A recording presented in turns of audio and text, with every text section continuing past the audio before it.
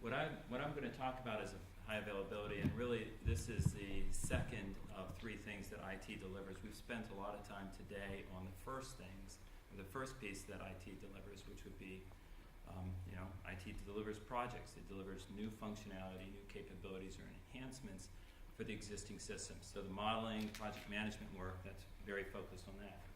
But most organizations actually spend 60 to 70% of their funds and their resources on maintaining and delivering production with their current systems. So we'll talk about that. The third item, if you're curious, is basically delivering what I call routine services. So this would be everything from the phone that you can pick up and it works, to moving offices or moving PCs for your rest of your organization. So what was interesting in Hans's presentation on the Danish Land Registry is that it was a given fact that in the new, if you would, this new system that was going to be delivered for the government, was that the customer was already expecting 7x24 availability. And I would suggest that, well, certainly we know the land registry offices weren't open 7x24, right, previously, but that was basically the new norm. That was the requirement, which was the 7x24 capability. And that's been driven, of course, by the introduction of the internet over the past 15 years, and then with the further enhanced or further requirements due to mobile, where people are,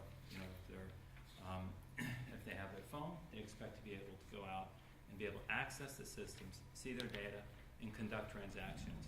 Exactly what was delivered in the Danish Land Registry. And unfortunately, unlike that particular project, which had tremendous benefits, most companies, what they are actually doing is they're taking their internet interfaces, and this would be most governments as well, and they are, or their mobile interfaces, and they're connecting them to their core systems. And often these are legacy systems that were built to deliver the 5x8, if you would, availability requirements of years past. And then when you do this connection, and the customers, of course, are now, able to see, and they have increasing visibility when there's an issue with those core systems. And even when they are new, delivering at scale and delivering it consistently on a 7x24 basis it's just a difficult problem to solve. I'm sure many of you have heard about the Obamacare debacle in the United States right now, where you have Congress locked in with the president.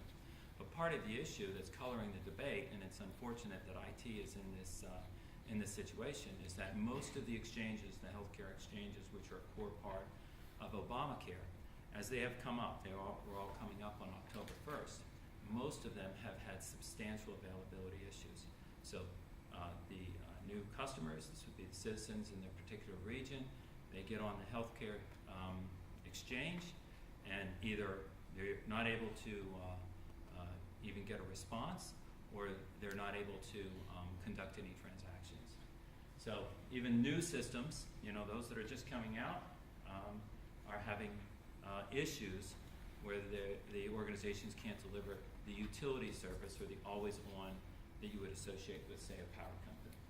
So with that in mind, what I want to talk about is, give you an idea of some of the examples of issues that have been out there, and I'll talk about the approach on how you solve for high availability, and then how you be successful looking forward and delivering it in your new projects. We mentioned the debacles with the Obamacare and the exchanges. This is also the case with established financial services firms. So the companies that spend 10, 15, or even 20% of their revenue on IT have similar sets of issues. Some of the most advanced technology being employed in the industry is being done by JPMorgan Chase, by Bank of America, and of course they have had substantial online outages, in this case recently last year. And then RBS, similar situation. And it actually, the outage, which lasted really several days and then kind of ground out over the next 2 weeks, Their estimate is that it cost the company, RBS, 125 million pounds in terms of customer issues and then the repairs that had to be made. And it's not just firms with legacy systems. If you look at Microsoft's recent outage, Amazon's recent outages, both this past summer in August, it gives you, you get a sense for the fact that it's not just new technology, but it's how you, or it's not just old technology, but it's how you deliver the technology. So there's no protection in new, there's no protection in big. And then because of where IT is and the ongoing pressures both in government as well as in commercial organizations, it ends up being fertile ground for these issues to proliferate. In part, it's due to the fact of the organization is often overly focused on the projects at hand. So the focus of the business and the focus of the funding is to go and build new functionality and new enhancements. That's a natural human tendency. That's a natural priority for an organization. And then, unfortunately, then there's no potential follow-up to ensure that you have the appropriate funding for the necessary cycle of releases and upgrades that maintain the production capability at the level that's required, either to maintain pace with the growth of your customers or to maintain currency with the new releases of the underlying operating systems and facilities that underpin your systems. Further, what I would suggest is many organizations do far more customization than what is required. So if the technology is in-house, or even if the technology is being done by a consulting firm, the tendency is to start new, or to take what the last particular effort was that was similar, and then advance that, but in essence also customize that further. This customization leads to complexity, and all of these factors that add complexity to the system, particularly unnecessarily, are then what makes it very difficult to maintain availability. You have, then of course, when you have complex systems, you're going to need a greater level of resources. And we all know what the IT labor market is in terms of the tightnesses of the market. And then, unfortunately, you have many craft approaches being applied to the engineering as opposed to what I would call, a disciplined factory or scientific approach to the work. So, the end result is you have far more organizations. We just mentioned a number that you would say, geez, these guys, they should be able to deliver systems with outstanding reliability and availability on a consistent basis, and yet they have had relatively public and compromising failures. So how do you go about to start to deliver high availability? What I would first suggest is that availability issues at their root are quality issues. And to a large degree, you can take much of the science that was developed in the manufacturing world in the 70s and 80s, the work by Deming and Drucker and others, and you can apply that to the services world and in particular to information technology as well.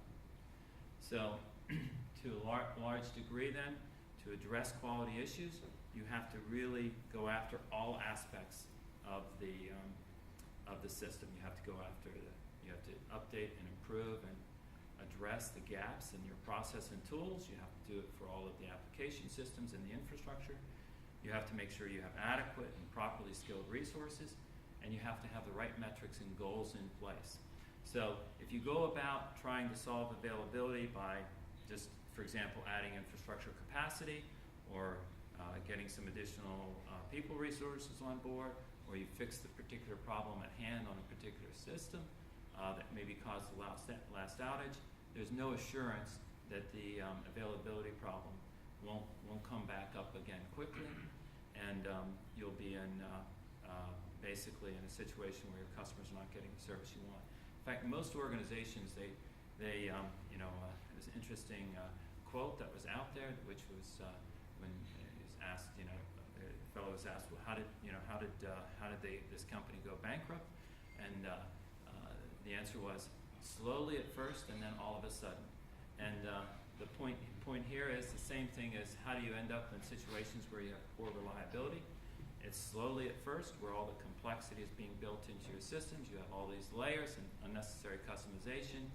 You reduce the amount of maintenance being done. You end up moving responsibilities around, or reorganizing, or all kinds of things that happen in the course of normal corporate life.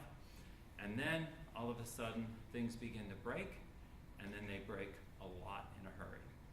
And I've been in situations in many organizations where you walk in and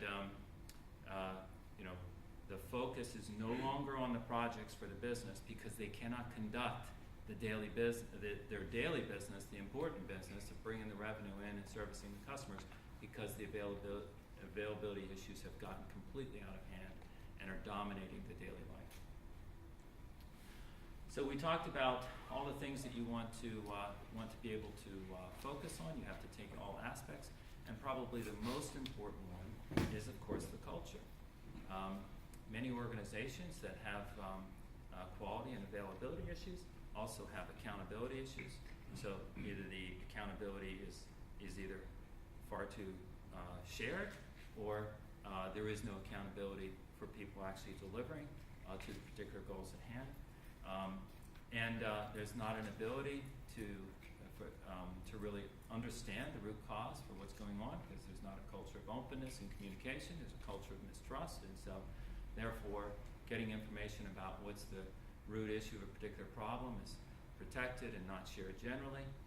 And you need to establish, in essence, a drive for excellence and best practices in an organization. And invariably, if you come into an organization that has availability as an issue, mediocrity is the norm and is accepted. And many times the organization views the situation as they're a victim of the circumstances, as opposed to they actually can contribute and form and improve their circumstances. So, what are the steps to take to address high availability? So it would be very similar then, the steps that you would take to address the quality problem in manufacturing. And the first one is go after the production processes. When you look at these processes, these would be what you would consider in your normal ITIL standard, but these would be change, problem, incident, root cause. All of those processes, there's good documentation on what I would call as on good practice, and you want to make sure that your processes within your organization are at least brought up to that good practice. And you really have to question if you've done an extensive amount of customization away from, that takes you away from those good practices, what's the value of that customization? If you're not operating in a first quartile way, then what you want to do is bring yourself up to at least the second quartile level of practice. You want to make sure that you have a well-functioning command center in place, and that is, in essence, when your organization does have an issue or problem, that you have a set of folks that are dedicated to, in essence, monitoring the systems, and then when there's an issue, they're dedicated to organizing the response and making sure that service is restored. The next step that you want to take, and this is even if the data is not in good shape. So obviously, if you don't have good production processes and your tool set's not up to snuff, it's going to be difficult to collect the right data on the incidents and what the cause is. But that's the data that you have, and you have to start somewhere.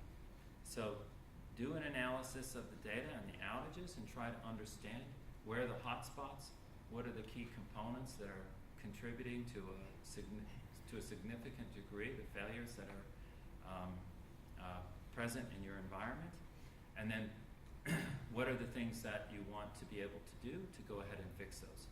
So in essence, what you are looking to do is to take that data to be able to focus your efforts. And there's a number of key questions that you typically want to ask to basically ascertain as to whether or not you are employing a good practice. Are you identifying the incidents, or is your customer calling you and saying, hey, the system is down? That's one of the first, if you would, signs that you do not have good diagnostics and monitoring of the systems if your customer is calling you with any significant proportion of the calls that you're getting. And then, of course, even if you are detecting them internally, or is that detection automated or manual? The whole focus is, obviously, you want to eliminate the incident in the first place, but then when you do have an incident, you want to make sure that you're responding as quickly as possible. If you have manual detection in place, then you're going to lose valuable time in the detection that you can actually use in the restoration. Some of the additional things that you want to make sure that you put in place. So again, we mentioned that you want to work on all aspects pretty much at once. Making sure that you're actually designing with high expectations. So either the fixes or the new work that goes in needs to go in with high expectations. And this is often really a critical or fundamental gap in organizations that have low availability, is that the demands and the understanding of what the requirements are for delivery of service to the customer are not placed on the system that's being engineered and designed. The focus potentially could be on the functional requirements. We want to make sure that we meet the functional requirements, that it's able to do the logic that's being requested. But then in terms of being able to meet the scale or the response time or availability or recoverability or the resiliency of it, it's not considered. And of course, since it wasn't considered, it wasn't designed in. If it's not designed in, it's not implemented. And then there are issues with it. To a large degree, there's a couple of practices that you can implement that can, in essence, keep you out of trouble. One of them that I would recommend, we'll talk about this a little bit later when you talk about some of the small and emerging firms that don't have a legacy. But in essence, what you want to do, if nothing else, is design with active-active in mind. And the reason for that is that in order to achieve an active-active design is that you will put in place good design principles that will enable far greater resiliency and recoverability than if you just design it as if it's a single instance. I've talked about avoiding customization. This is what drives complexity. One of the more troubling facts is that if you go to most organizations that say have more than 1,000 servers, very few of those servers are alike. And yet, typically you could find that maybe 10 or 12 templates, 10 or 12 standards of a particular server can serve, in all honesty, 90% of the needs of that organization. And thus, if you have 1,000 servers, you should have 900 of them that basically follow one of 10, and then maybe there's 100 servers that are customized that deliver unique capabilities that are important for business value. And the reason that you end up with this is that, again, folks are practicing a craft, they're not practicing an engineering discipline. When you practice a craft, you're looking to make each one by hand, slight improvements, and it seems appropriate at that particular time, but then the accumulated additional complexity, when we're talking 1,000 servers or more, some of the organizations that we've mentioned here have upwards of 40 or 50,000 servers, then it becomes unmanageable.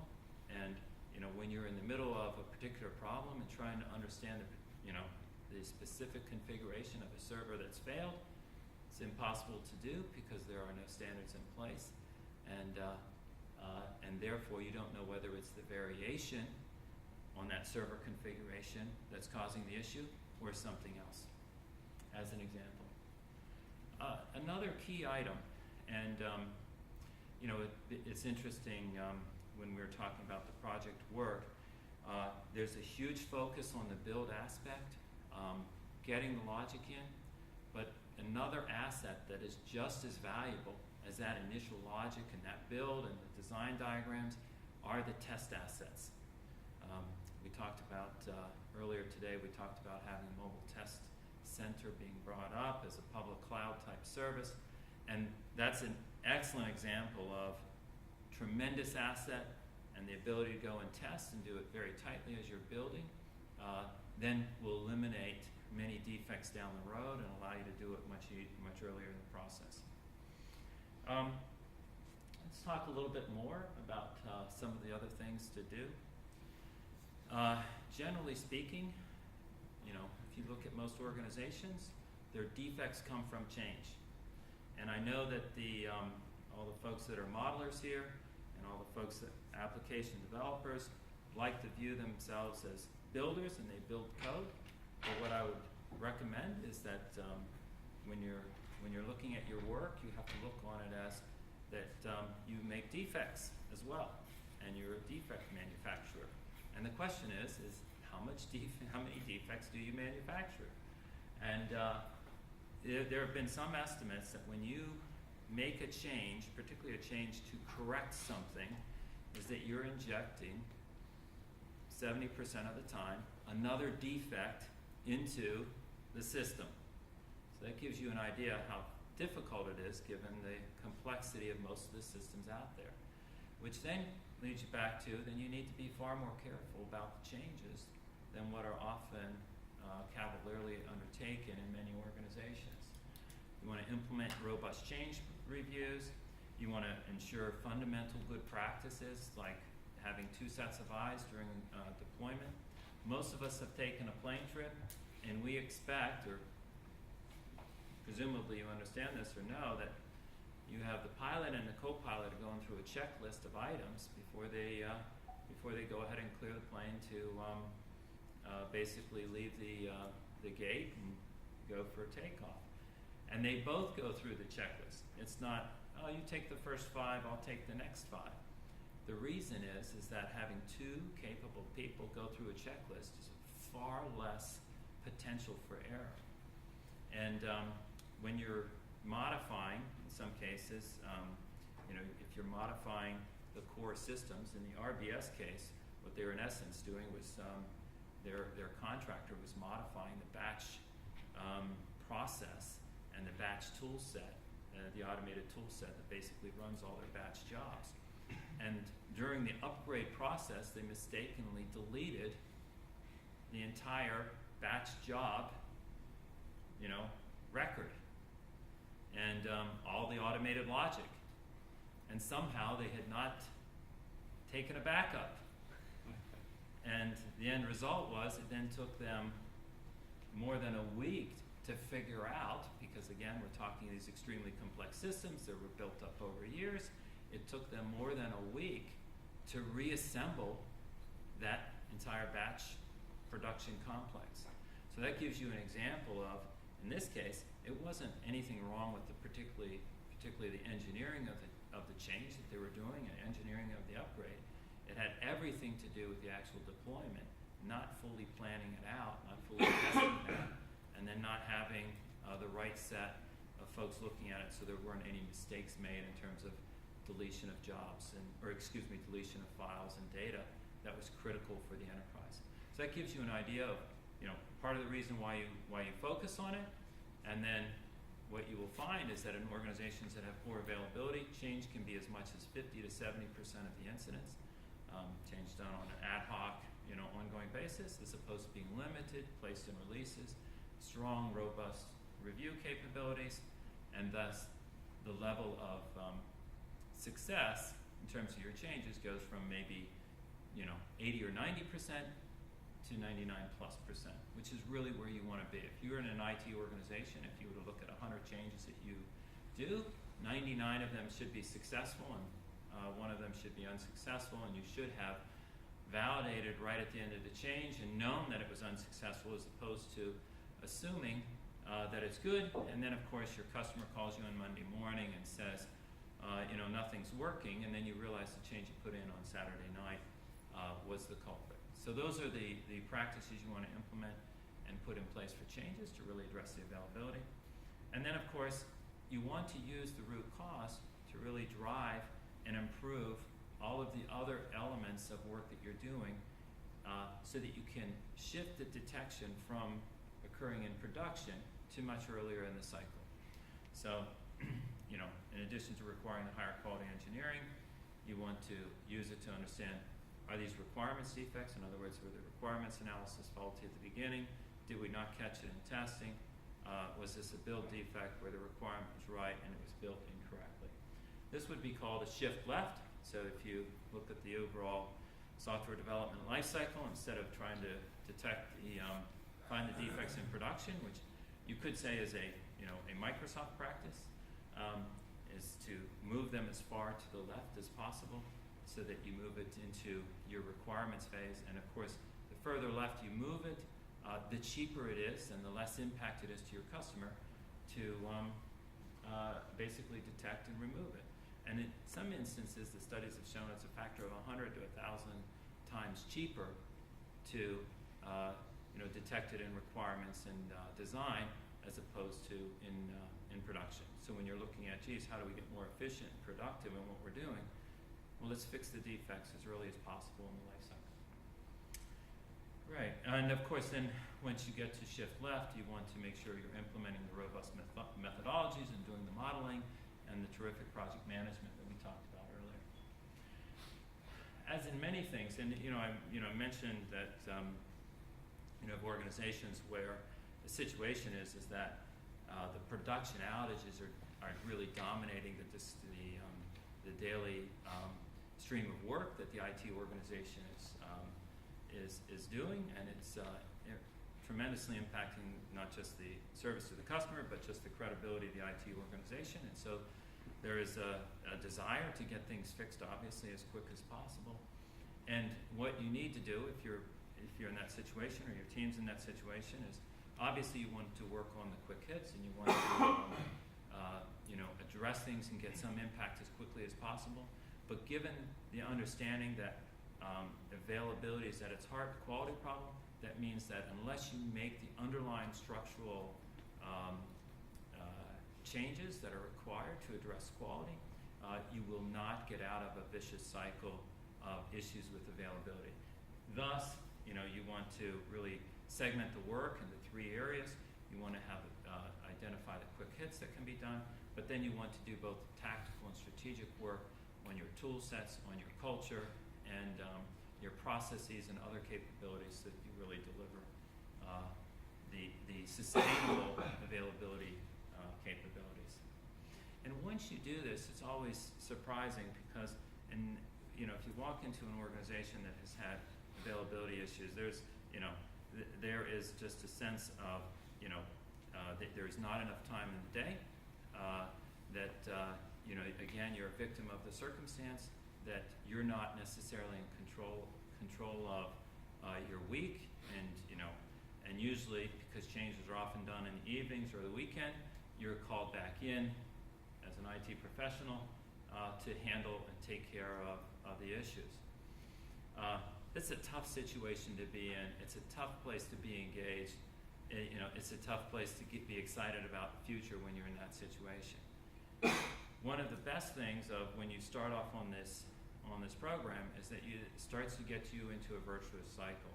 So once you start insisting on better quality and the changes, you'll get fewer issues, which then leads to less rework, and that's really what you're pulling out of the entire flow here is the rework, and that then leads to more time. You have more time, you can spend more time planning, doing upfront design, doing change reviews, really understanding the root cause. You can do more fixes, and then again, that then sends you around for another cycle with really then dramatic results in terms of the reduction of rework in an organization. We've talked quite a bit about project management today and using best practices in project management. And if you look at taking those types of discipline processes and really a maturity perspective, you have a far greater reduction in defects as you move up from a level 1, say a CMMI level 1 organization to level 3 or 4. what you see is a 50% time reduction in the project being done, but a 90% reduction in the actual number of defects. And that's in essence what I'm trying to speak to on this slide, is that if you start with a relatively low maturity, what you really need first is a focus on quality engineering and process discipline so that you can execute in a repeatable manner, moving from that craft mode, starting that journey to get to an engineering discipline.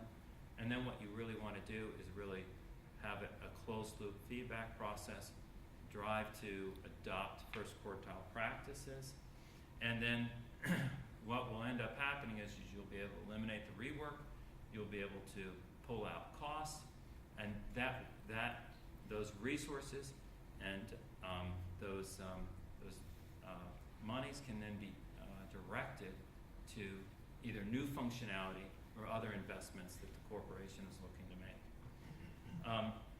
And what I would just suggest is that it's not something that occurs in one fell swoop. You have to make the adjustments, and then you have to, using those feedback loops, then you have to reinvest back again into the tools and your processes and really upgrade and modify so that you can move up to first quartile capability. I talked about some of the other things that you can do as you move through that cycle. But what I want to bring out is that when this is applied, we're not talking about getting a 5 or 10 or 20% reduction in issues. What we're talking about is getting an 80, 90, or 95% reduction in issues, which is critically important to organizations. So if you look at, any major financial services organization, if you take a Barclays or a JP Morgan Chase, they're a global company. And what I can assure you is, every hour of the day, something is broken somewhere, okay? And the question is whether you are having dozens of issues a day or one or two. And that's the difference that you're driving to deliver. Just to go over the most recent results at Allstate, which is the second largest insurance company in the United States. So we have 40,000 agents, we have 40 or 50,000 employees, we have tens of millions of customers, and lots of mobile apps, lots of internet apps, lots of touch points. We have more than our share of legacy systems.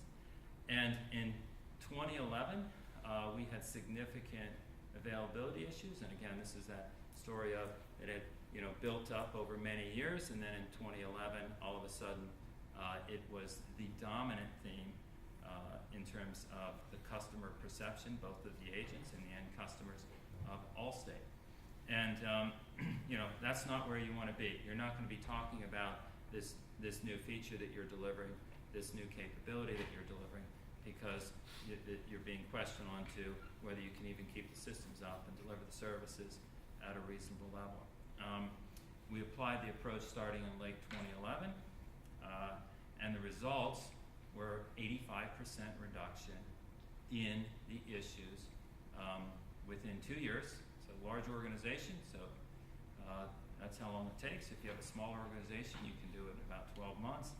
And then that's the number of incidents, which is really a technical measure. But if you look at the customer impact availability, which would be really an appropriate customer-oriented measure, it was probably 90 to 95% reduction in terms of incidents. So that gives you a perspective of what the results are and what you can do and the overall approach. And with that, what I'd like to do is to go ahead and go to questions.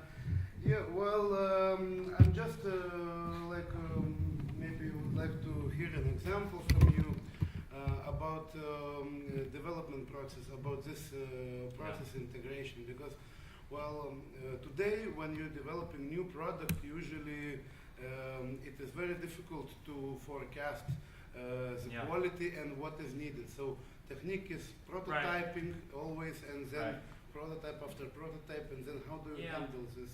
Actually, there's a couple of things that you can do. It's a good point. So I'll give you a few examples, and I'll give you an example from both Avaya, and I'll give you some examples from the development teams that I've led. So, and this would be maybe near to your knowledge base. So Avaya, of course, makes some very specialized products for call centers, and these are complex products because they are real time, right? So, in essence, when you're handling telecommunications calls, the operating system must operate in a real-time mode or near real-time mode, and the end result is it's much more complex than doing other typical logic, which is interacting with a human. So Avaya had really launched and delivered a new version of products in 2011, and these products, when they came out, it was probably a half dozen in terms of an overall suite of products, different technology stacks, but an overall suite. And they had completely lost their way on the quality. The end result was that the number of production defects that they found went up dramatically. And of course, when you're a major customer and you've got 1,000 agents in a call center that are sitting idle because the technology is down, then this is a real business expense and substantial impact. What Avaya did was they took a quality approach to it. They're much closer to the manufacturing end, of course, because they're producing both hardware and software. So they really took some of the hardware manufacturing approaches, but they applied it to software. And the technique that they applied on the testing was, what they did was they basically came up with a set of evaluations at the time of, I want to say, final build, okay?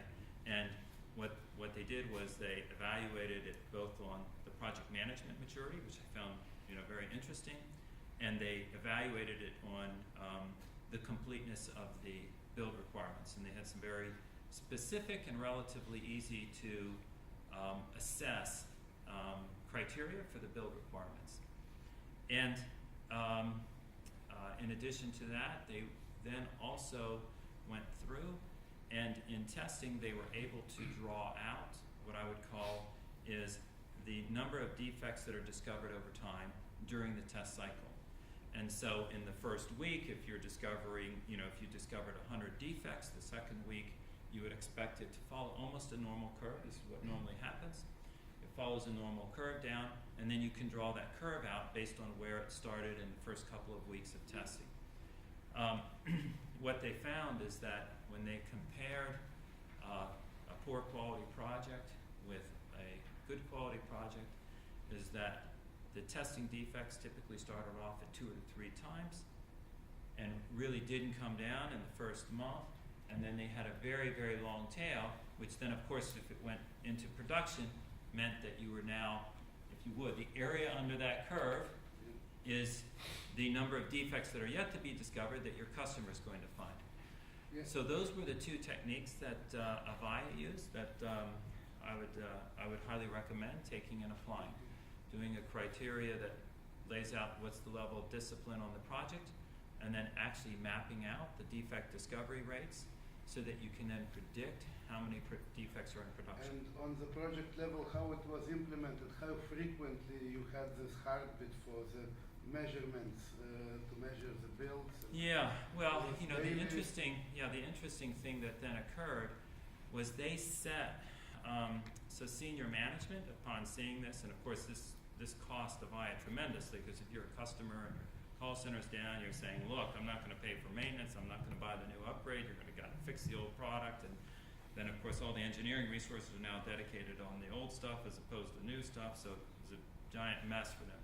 So what they did, the engineering management, senior management of the company did, was they then went and set actual quality goals that you're going to achieve basically they took that project score. You need to achieve, if you were scored at, say, a 2 out of 5 on your last project, you have to achieve a 3.5 or a 4 on your next project. And if the number of defects that were found in the first 2 weeks was this on your last project, you have to achieve a 50% or 75% reduction in. And those goals were then set for each product line. And then the interesting thing is, because of course we were a customer, we're saying, you know, look, how do we have any assurance that you guys are actually getting any better? Why should we buy your stuff? And they said, all right, we'll bring our quality guy in, and we're going to go through everything. And what they were able to demonstrate is that they have a leading indicator. In other words, a project that has those disciplines produces far higher quality releases. And so then as a customer, it's like, okay, we'll try this out. Lo and behold, it actually then held true, and they were able to really make a science out of it in terms It of was like a motivation for the people who were implementing it. Right. And then of course they had to review it with their own management who was setting the goals, and so the end result was the work and the disciplines were pressed much further left into the process. But I do think you're bringing out, you know, the key to delivering the quality, and you know, at its root is that if you do it early in the process, when it's most, you know, it really is hardest to judge it at that point in time, then you avoid all the issues downstream. That's a good question. Great. Any other questions or thoughts on? Yeah. One more. So as far as I understand, so there was some technology debt in the company, right? I'm sorry. Say that again. Some technology debt in the company, right? So, Yeah. so Right. Yes. So this is a very important topic in the software industry, but Yes. not the infrastructure. So are there more further advice from your side how you dealt with that technology debt? So one of that was a project Yeah. management. Yeah. So one of it is having the measures to make sure the disciplines are in place on the projects that are building the new functionality. I think there's a couple of other places I would go to, or things I would do. One is I would definitely recommend that you make sure projects finish. Again, in large organizations, you get the initial delivery, you get it out to 80% of the people, and then the interest kind of peters away and diminishes, and it ends up staying in place for remaining 1, 2, 5, 10% of the population. And the issue is that all that infrastructure is still there, that cost, and the worst part is that complexity is still there. So it may sound simple, but finish the project, and it's not done till the system's decommissioned and it's off the floor.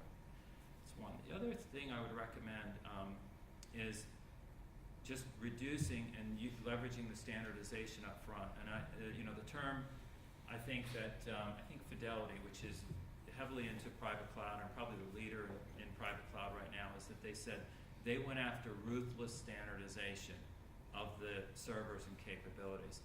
So I would recommend that. And then the last one, and actually talking with a local company, and I've seen this used with good effect, is that you really have to set aside a certain amount of capacity to do the appropriate maintenance and fixes and improvements that are necessary for any system, because you really need to view them as organic. And it's just like scheduling an oil change for your car. If you don't do it, at some point you're going to have a really expensive repair, and you could view that as maintenance debt on your car, right? So, their guideline was they're setting aside 20% of their releases, which I think is a very good practice. So those are some of the things I would add. Great. And we had one more question up front. Yes. Thinking what the main users of the product is it technology software or the organizational parts, which if you could rank them, where the main problems come from. Right, in the various sectors. So, let me take it a couple ways. So the question is, let me just restate it so I make sure I understand it, is if you look at the applications, operating systems, infrastructure, and so on, where do the problems typically originate? Is that part of the question? Yeah. Where do most of the problems come from? Well, it depends. In a high-performing shop, and just to give you an idea, in a high-performing shop, for a retail-based organization, the availability that you want to have is 99.9%. Okay? So what does that mean? That means that 99.9% of the time, on a 7x24 basis, your systems are up and functioning, and your customers can conduct transactions. Okay? You go through that is a very rigorous requirement that really maybe 10 to 20% organizations meet today. Now, in a high-performing shop, what you will typically see is that the number of issues due to infrastructure is probably around 20 to 25%, because you are going to have board failures, you are going to have operating system defects, you will have issues like this. Network failures probably account for another 20%, particularly if you have a large number of branch offices or stores or so on. Someone's always digging with the backhoe and taking out the fiber. And then application failures are probably another 20 to 30%, and then actual change, implementation, operational or manual errors is another 20%. In a poor performing shop, what you'll typically see is change issues will cause 50 to 70% of the issues. And infrastructure probably is dramatically out of proportion as well, even though it might only be 20 or 30%, it's typically 2 or 3 times as high as it should be, because the complexity hasn't been addressed, and the end result is that the infrastructure stuff has grown into a giant that almost no one can properly manage. So those are typically the areas that get out of control the most in a poor performing shop, would be the change, and then the infrastructure area. With all of the rise of SaaS work and things like that today, one of the other practices you want to make sure that you put in place is what I call vendor operational management. So this would be, you have depending on the vendor and the criticality, and if it's your telecom vendor, you probably actually have a weekly meeting, and then you have a monthly meeting where you're reviewing the SLAs and how they did, and what are the tasks upcoming, and why did they have that fiber cut, and why didn't they have the resiliency here, and what's the actual physical layout. And then every 6 months, you actually have an overall executive meeting, and you go through what was the overall performance of the organization and the supplier for you.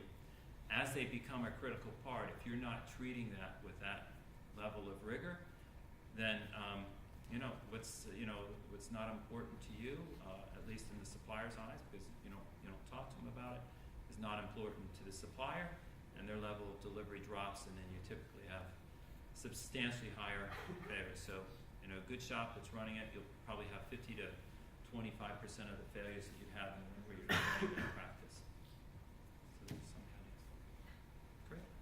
Have any other questions? Well, terrific. Thank you for the time. One more question. Yes. Can we, Jim? So you were CIO in Barclays. Yes. 2010, you established Barclays Technology Center in Vilnius. Yeah. So now you can look from the side, let's say, and what do you see the result? I mean, was it the correct choice at the right time, at the right place, and maybe some key benefits? Why? Yeah. So let me just give some background for the rest of the folks here. So I was CIO for the commercial and the retail bank at the Global Retail and Commercial Bank for 4.5 years at Barclays, and recently got to go back to the U.S. Barclays is a global company, and the IT workforce numbers about 9,000, just to give you an idea. You could argue whether that's too many or not, but anyways, it was about 9,000. And it was poorly placed. There was too many in London, which, if you would, is an extremely high-cost location, and there were too many contractors. We didn't have enough of the critical IP, the critical intellectual property in-house, and we weren't working as a team. We had a lot of locations that were very small. We had 50 here, 100 there, and so on, scattered across southern UK and so on. So what we did was really establish an overall strategic roadmap for our technology resources, because in the end, that's what makes technology tick, right? And the way I would view it is that technology resources are like oil today, which is you go where the oil is, right? You drill where the oil is. It doesn't matter. And if you need a large workforce, I mean, there's a reason CSC is here. You go where the oil is, but you have to do it smartly too, right? You can't have 100 sites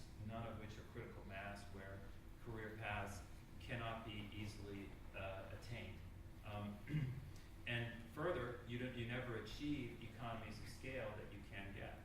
So typically when you're looking, and obviously we're talking large organizations here, you want sites that are 300 people or more, because the level of scale and economics of a site like that are tremendous. What you can do with training, what you can do with HR, recruiting, everything goes up dramatically when you're greater than 300. You want to have them globally positioned, so you're taking advantage of the various talent pools that are out there. So if you're focused in a particular country or a particular region, I can assure you you're missing out on talent. And further, if you position them correctly, you can take advantage of the clock. So in all honesty, you can have a development center in India, in Lithuania, in the UK, and the US, and you could literally work around the clock. You could start a project, have turnover, and so on. And you can do that with just 2 sites too. I did it when I was with Wachovia. We ran our primary command center. We had 2. One was in North Carolina, the other was in Hong Kong. It's a 12-hour difference. The team worked 12-hour shifts. There was a turnover at the end of the 12-hour shift. And we achieved both business continuity, DR considerations, and round-the-clock work with everyone working prime shift, which was a tremendous advantage. So when we went to establish the technology centers, we looked at the globe and where we were, and we decided we were going to settle really on 4 and 2 additional regional centers. We put one in the northern UK, right outside of Manchester in Crewe. Radbrook Hall is the name of it. Great place. Very, very quaint. Great English. And we put one in Pune, which is about 2 hours. It's a second-tier city in India, about 2 hours outside of Mumbai. And then another location in Singapore. And then we looked to Eastern Europe for our 4th location. And this was new at the time. It had not really been done. There had been some work in Poland. We obviously looked at Poland. We looked at Czechoslovakia. We looked at Slovakia. We looked at Czech Republic, and a few other countries. And we settled on Lithuania. And we did that for a number of reasons. One, of course, was, like a lot of Eastern Europe, tremendous engineering talent here, tremendous educational heritage, which makes a difference. So that was huge. Part of the challenge was, all our mainframe guys were in the UK.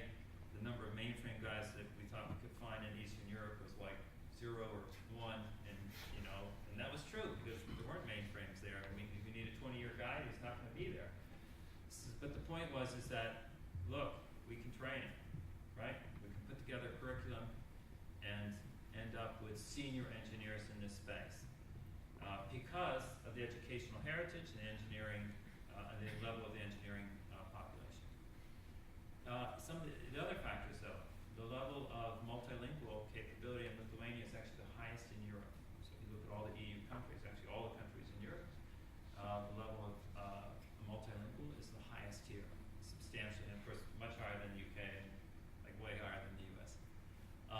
And when you're dealing with, as Barclays was, in 51 countries around the world, that matters, particularly for our project managers, because when you had Russian engineers and British engineers and you put a Lithuanian project manager on it, all of a sudden everything got better because the Lithuanian guy spoke a lot better English than the Russian guy did, and a lot better Russian than the UK guys did, and things got fixed. So that, and then some tremendous institutions were here. Kaunas Technical Institute, which Barclays has a relationship with now, Vilnius University, because you need a strong pipeline to build a workforce. A lot of other factors, and we decided on Lithuania. Part of it was, we wanted to be, first in an area as opposed to being 10th behind Google and IBM in Poland. And it worked out extremely well. There's 1,100 folks in Vilnius right now. Very high-paying engineering jobs, tremendous career opportunities, and they're running it as a global center. They're not running it as an offshore unit. So what does that mean? That means that the leadership for substantial portions of the estate is done out of Lithuania. The decisions, the architecture, the designs is done out of Lithuania. And more will be done as well, because it's proving its worth. It's probably the best performing global shared services center, and I expect that they'll see more success. So that gives you a little bit of a history of the background, and why I was willing to come to Lithuania for the talk. So excellent. So thank you. You guys have a great evening. Thank you.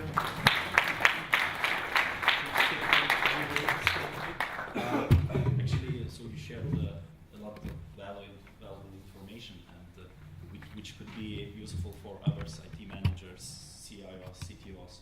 I'm wondering if it's possible to find somewhere your experience online. Oh yes, thank you.